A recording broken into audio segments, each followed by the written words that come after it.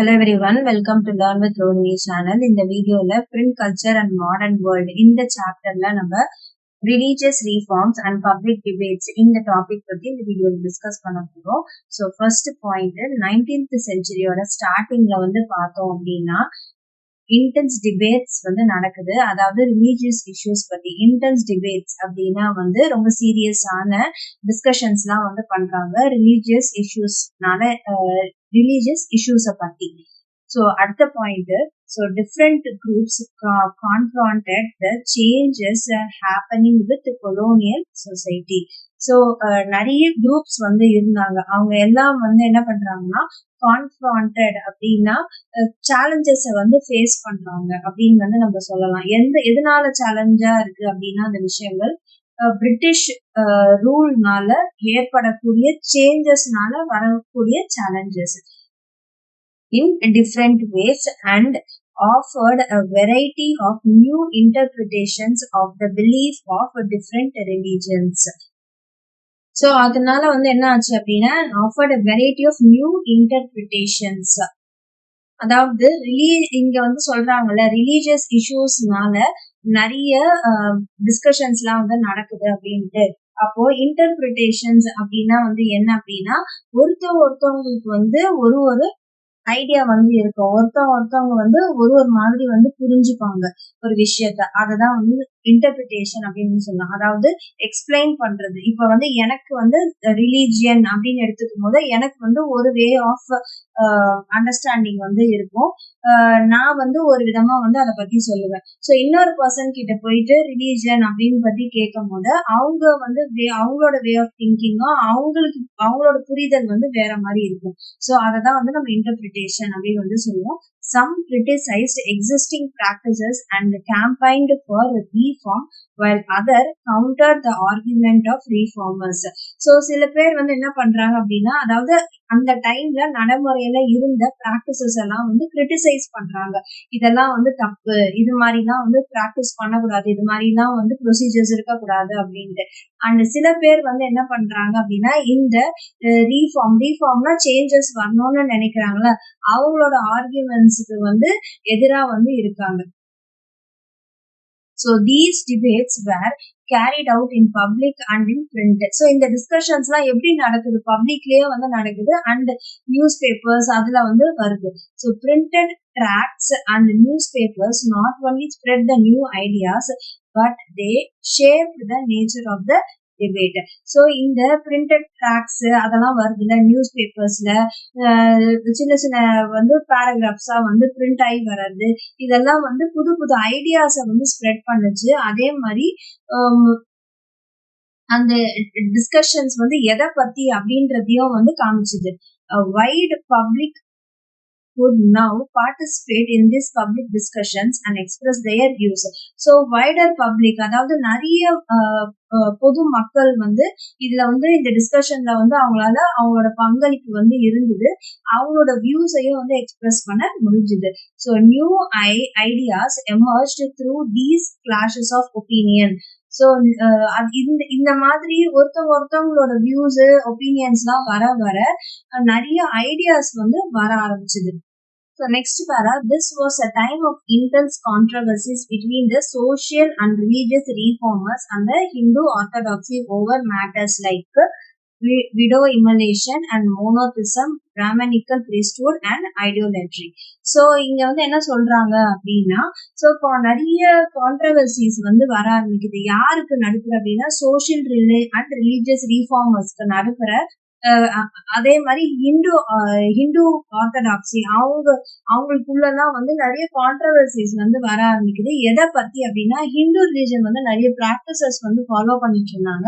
So widow ஹியூமலேஷன் அப்படின்னா என்னன்னா அந்த டைம்ல சட்டி அப்படின்ற பிராக்டிஸ் இருந்துச்சு. விமனோட ஹஸ்பண்ட் இறந்துட்டாங்க அப்படின்னா அவங்க அந்த விமனை they are forced to die. அதாவது அவங்க burn herself அப்படின்னு சொல்லுவாங்க. அதாவது அவங்க ஹஸ்பண்ட் இறந்த பிறகு அவங்க அவங்கள ஃபோர்ஸ் பண்ணி அவங்க வந்து அவங்களே வந்து தன்னைத்தானே வந்து எரிச்சுப்பாங்க.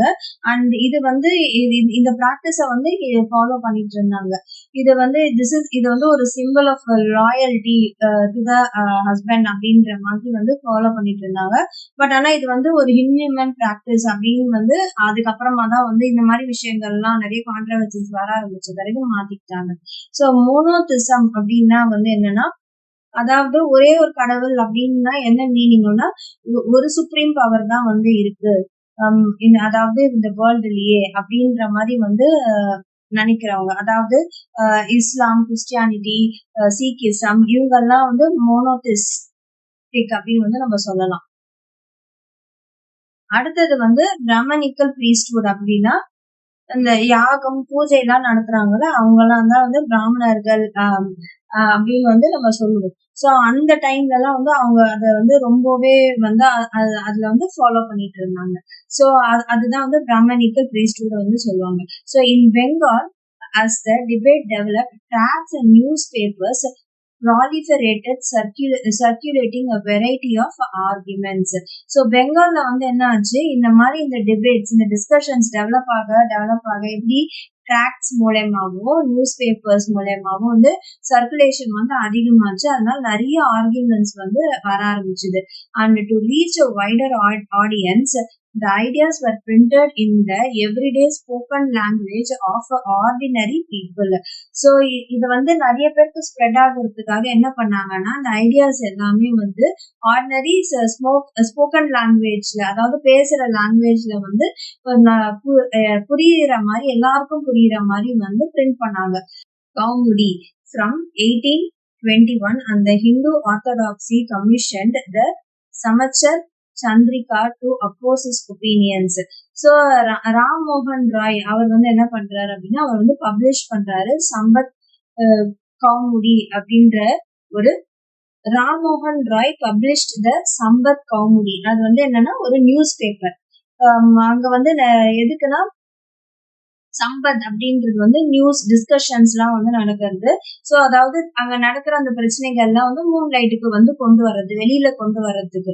அண்ட் இதுக்கு எதிராக வந்து என்ன பண்றாங்கன்னா, ஹிந்து ஆர்த்தடாக்சி வந்து என்ன பண்றாங்க, சமச்சர் சந்திரிகா வந்து அப்படின்ற ஒரு நியூஸ் பேப்பரை வந்து கொண்டு வராங்க. எதுக்காகனா, அவரோட ஒப்பீனியன்ஸ், ராம்மோகன் ராயோட ஒப்பீனியனை வந்து அப்போஸ் பண்றதுக்காக, எதிர்க்கிறதுக்காக. 1822ல 2 Persian newspapers were published, Jam i Jahan Numa and Shamsul Akbar. இந்த 2 பர்ஷியன் நியூஸ் பேப்பர்ஸும் வந்து பப்ளிஷ் ஆகுது. இந்த same year Gujarati news paper Bombay Samachar made its appearance. So என்னென்ன டைப் ஆஃப் நியூஸ் பேப்பர்ஸ்லாம் வந்துச்சு அப்படின்னு வந்து சொல்றாங்க, என்னென்ன நேம்ஸ்ல வந்துச்சு அப்படின்னு வந்து சொல்றாங்க. இது மூலயமா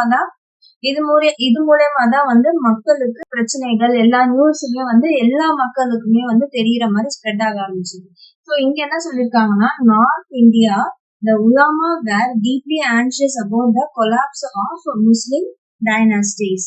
ஸோ நார்த் இந்தியால உலாமா அப்படின்றவங்க வந்து ஏன்னா இஸ்லாம் ஸ்காலர்ஸ், அவங்கெல்லாம் வந்து ரொம்ப வரீடா இருந்தாங்க. எதுக்காக அப்படின்னா, முஸ்லிம் கிங்டம் வந்து பிரிட்டிஷ் ரூல்னால வந்து கொலாப்ஸ் ஆகிறதுனால அவங்க வந்து ரொம்ப வரீடா இருந்தாங்க. அண்ட் இதனால வந்து they feared that colonial rulers would encourage conversion, change the Muslim personal laws. அவங்க என்ன பயந்தாங்க அப்படின்னா, முஸ்லிம்க்கு தனியா லாஸ் வச்சிருந்தாங்களோ அதெல்லாம் வந்து இந்த கொலோனியல் கவர்மெண்ட் வந்து அவங்க சேஞ்ச் பண்ணிடுவாங்களோ அப்படின்னு வந்து பயந்தாங்க. To counter this, they used cheap lithographic presses, published Persian and Urdu translations of holy scriptures and printed religious newspapers and tracts.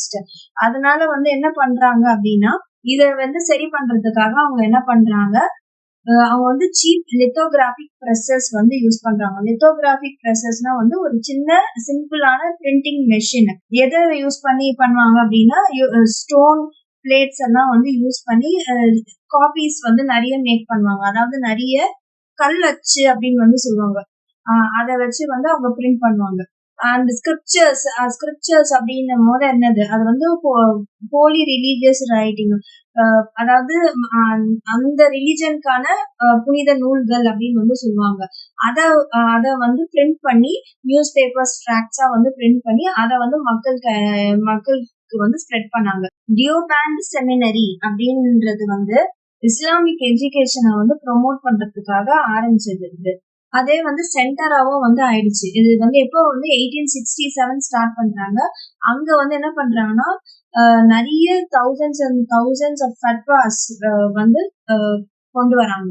ஃபட்வாஸ் அப்படின்னா அது வந்து ஒரு லீகல் ஒப்பீனியன், இல்லைன்னா லா அப்படின்னு சொல்லலாம். அதாவது இஸ்லாமிக் லாவை ரூல் பண்ற ஒரு லீகல் ஒப்பீனியன் அப்படின்னு வந்து சொல்லலாம். அதாவது அங்க ஸ்காலர்ஸ் பார்த்தோம்ல, உலாமா அப்படின்றது வந்து லீகல் ஸ்காலர்ஸ் ஆஃப் இஸ்லாம் பார்த்தோம்ல, அவங்க மூலயமா வந்து எழுதப்படுறது அது.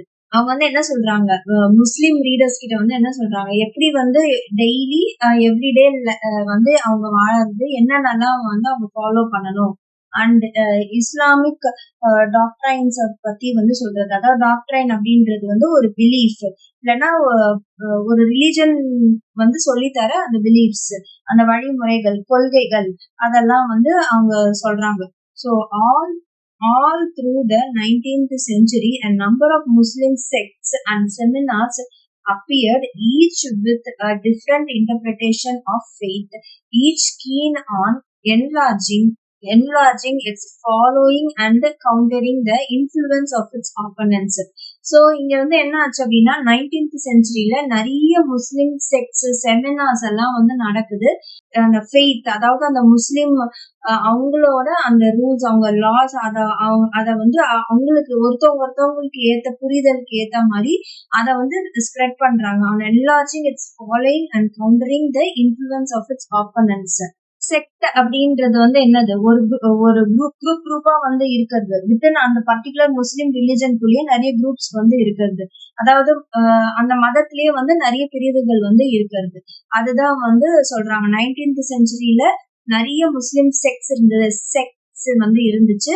அண்ட் செமினார் வந்து அப்பியர் ஆச்சு. அது ஒரு குரூப்புக்குமே வந்து ஒரு விதமான புரிதல் வந்து இருந்தது. அதாவது ஒரு விஷயத்த அவங்களோட அந்த ஃபெய்த், அந்த காட் அப்படின்னு அவங்க நினைச்சிட்டு இருக்கிறது, அந்த புரிதல் வந்து ஒரு குரூப்புக்குமே வந்து டிஃபரெண்டா இருந்தது. அதை வந்து அவங்க ஸ்ப்ரெட் பண்றாங்க. ஒரு ஆப்போனன்ட் பத்தி வந்து அவங்க இவங்க இப்படி தப்பா சொல்றாங்க, இது இப்படிதான் அப்படின்ற மாதிரி வந்து ஸ்ப்ரெட் பண்றாங்க.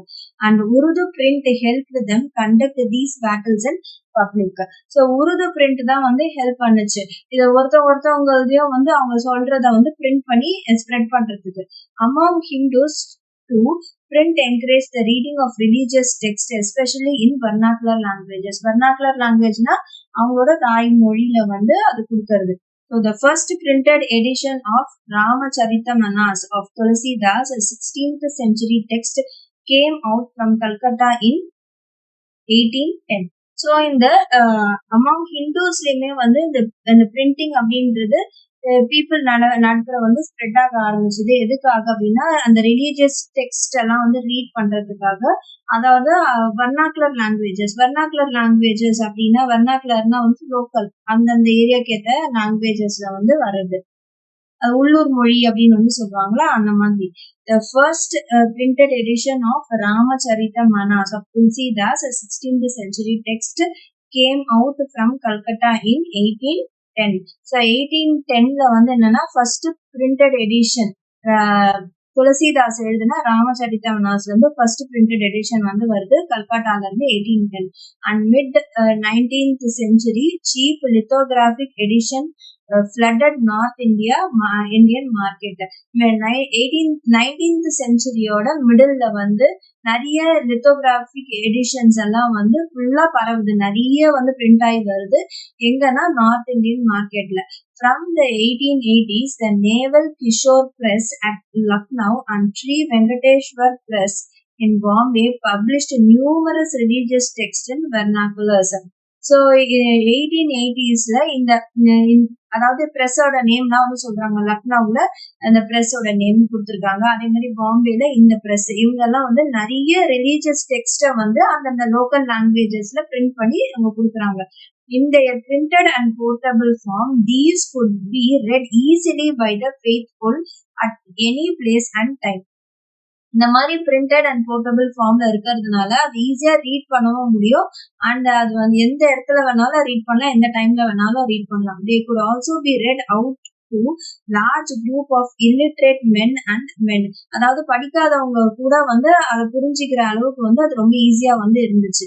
Religious text therefore reached a wide variety circle of people, encouraging discussions, debates, controversies within and among the different religion. So religious text வந்து என்ன ஆகுது அப்படின்னா நிறைய வைட் சர்க்கிள் ஆஃப் பீப்புளை வந்து ரீச் ஆகுது. அந்த டிஸ்கஷன்ஸ் எல்லாம் அவங்க என்கரேஜ் பண்ற மாதிரி, அதாவது டிபேட்ஸ் எல்லாம் நடக்குதுல, அந்த டிஸ்கஷன்ஸா இருக்கட்டும், அதனால கான்ட்ரவர்சிஸ் ஒரு குரூப்புக்கும் இன்னொரு குரூப்புக்கும் நடுப்புற அந்த வர அந்த புரிதல், அதெல்லாம் வந்து எல்லாமே எல்லா டிஃப்ரெண்ட் ரிலீஜனுக்குள்ளேயுமே எல்லா மக்களுக்குமே வந்து தெரிய வருது. So print did not only stimulate the publication of conflicting opinions amongst the communities, but it also connected communities and people in different part of India. So இந்த மாதிரி ஒரு கான்ட்ரவர்சிஸ் அந்த மாதிரி விஷயங்களுக்கு மட்டும் பிரிண்ட் வந்து யூஸ் பண்ணிக்கல. பட் ஆனா நிறைய கம்யூனிட்டிஸை வந்து கனெக்ட் பண்ணவும், இந்தியால இருந்த டிஃப்ரெண்ட் பீப்புளை வந்து ஒன்று சேர்க்கறதுக்குமே வந்து இந்த பிரிண்ட் வந்து ஹெல்ப் பண்ணுச்சு. News papers conveyed news from one place to another, creating pan-Indian identities. News papers வந்து என்னது, ஒரு பிளேஸ்ல நடக்கிற நியூஸை வந்து அது ஃபுல்லா மத்த எல்லா மக்களுக்குமே அதை தெரிய வர வைக்கிறாங்க. ஸோ இதனால வந்து எல்லாருக்குமே எல்லா விஷயமே வந்து அந்த தெரிய வருது. அதுக்கும் வந்து பிரிண்ட் வந்து ஹெல்ப்ஃபுல்லா இருந்துச்சு அப்படின்னு வந்து சொல்றாங்க. ஸோ இந்த டாபிக்கோட வந்து நமக்கு இந்த வீடியோ கம்ப்ளீட் ஆகுது. நெக்ஸ்ட் வீடியோல நம்ம நியூ ஃபார்ம்ஸ் ஆஃப் பப்ளிகேஷன்ஸ் அந்த பார்ட் வந்து ஃபுல்லுமே வந்து நம்ம முடிக்கலாம். இந்த வீடியோ பிடிச்சிருந்தா லைக், ஷேர், சப்ஸ்கிரைப் பண்ணுங்க. தேங்க்யூ.